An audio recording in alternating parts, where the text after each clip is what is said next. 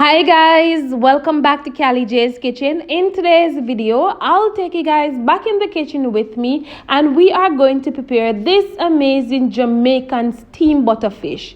Don't forget to subscribe to my channel, turn on your post notification bell so you guys can always be notified whenever I upload a new video. Go ahead and tell your friends, tell your family members about Callie J's Kitchen and have them subscribe to my channel. Follow me on Instagram, it's CallieKitchen_1, and also on Facebook, it's Callie J's Kitchen. So here I have my butterfish, and of course, I went ahead and just wash off my butterfish nicely. And guys, just to note, you always want to ensure that you rescale your fish. Now, if you're going to use butterfish, snapper, grunt, whichever fish or whatever fish you're going to use, please ensure that you wash off your fish nicely and you at least rescale your fish. Majority of the time when you go to the fish market, they will tell you that they scale the fish, or they will offer to scale the fish for you and you pay them, and trust me, there is still scale on it, so you want to ensure that you rescale. All right, just take your time and rescale. All right, so once we did all of that goodness, I drain off the water, and now we're gonna go ahead and of course season our fish. I will go in and add some paprika. I will also add some black pepper, some of my seasoned salt, and no need to add salt because we're gonna add the seasoned salt. I will also add some all-purpose seasoning, some of my cilantro, and also some of my basil. Please note that if you do have other seasoning that you want to add to your fish, you can always go ahead and do so. I will also add some of my red crushed pepper, and if you don't want to add the crushed pepper, you can always go ahead and use Scotch bonnet pepper. Now, once I add all of that seasoning to my fish and of course combine that together nicely, I will just cover it and put my fish to the side for roughly about 15 or so minutes. So after 15 minutes, it's time to go ahead and of course start preparing my fish. Of course, I add some butter to my pot, allow that to melt, and then we're going to go in, add some garlic, add our onion, our Scotch bonnet pepper, of course some tomato. We're going to add of course some scallion and all of that goodness. Of course, combine everything together nicely, and you can always go ahead and check the description box for all of the ingredients that I'm using today. Please ensure that you turn your stove on low to medium heat. Please do not turn your stove too high. I will then go in and of course add my pumpkin, and of course I'm going to add pieces of yellow yam. And the yellow yam is optional, so if you don't want to add yellow yam, you can always go ahead and just replace it with something else. If you want to add carrot, you can always go ahead and do so. And of course, once I add the pumpkin and the yellow yam, we're just going to combine everything together nicely again. And listen, this was so good. The scent was amazing and the flavor was so rich. So once we combine everything together nicely, we're going to go in and of course add some water, because of course we want to ensure that our pumpkin and the yellow yam is cooked nicely. So we're just going to allow that to cook, and once it's finished cooking, I will come back and show you what it looks like. So this is it, all cooked, and I don't want my pumpkin to crush out too much. So I have this cocksoup mix in the fridge, so I decided to just strain it so that I can get all of that seasoning from the cocksoup mix. And of course, we don't want to use a noodle, so we're just going to put back the noodle in the bag. Of course, we're going to go in and of course add some more of our seasoned salt, and remember to always taste, guys, just in case you need to add a little bit more of the seasoned salt or some of the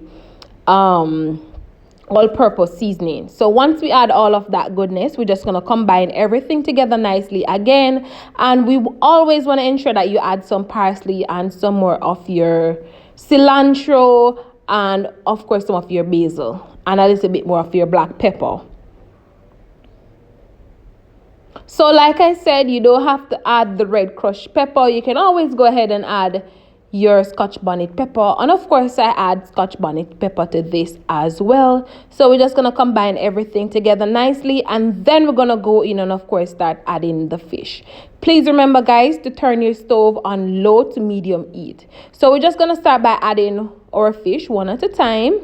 And once you add the fish, of course, you're going to go ahead and just pour that nice sauce over it. And of course, you want some of the yam and of course some of the pumpkin to be all over our fish. And you want to ensure that you take your little time.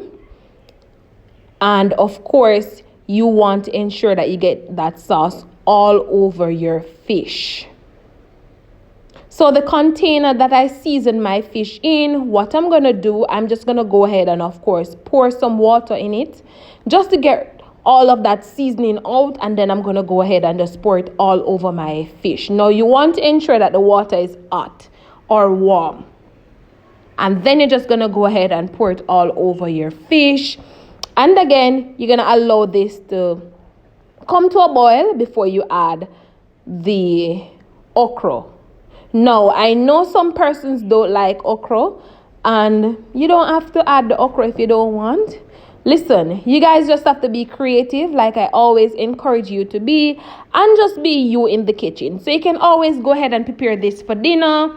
You can always go ahead and prepare this for the entire family. I mean, Christmas is coming, Thanksgiving is coming up. You can always go ahead and just add this to the menu. So once our fish is almost finished cooking, that's the time that we're going to go in and of course add the okra. Like I said, guys, you always want to ensure that you taste, just in case you need to add a little bit more of the all-purpose seasoning. Once our fish is almost finished, about 5 minutes or so to finish, we're going to go in and of course add the crackers. And you don't want the crackers to be too soft or soggy. Some persons tend to just add the crackers and then cover it and just allow it to stay there. And basically that's what I'm going to do. So I went ahead and of course turn off my stove, and I'm just gonna get some of that nice sauce from the fish and of course pour it all over my crackers. And guys, I used entire crackers. I was just carried away. All right. So once you add the crackers, like I said, you want to ensure that you take off some of that sauce and pour it all over your crackers. And of course, you're just going to cover it and give it about 5 or so minutes. And once I'm finished, I will come back and show you guys what it looks like. This was really easy and simple, amazing. You can always go ahead and prepare it for the entire family, like I said earlier.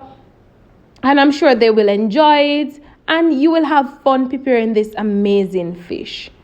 So just in case you can't get any butter fish, what you can do, you can always go ahead and of course use snapper or grunt, whichever you feel please using.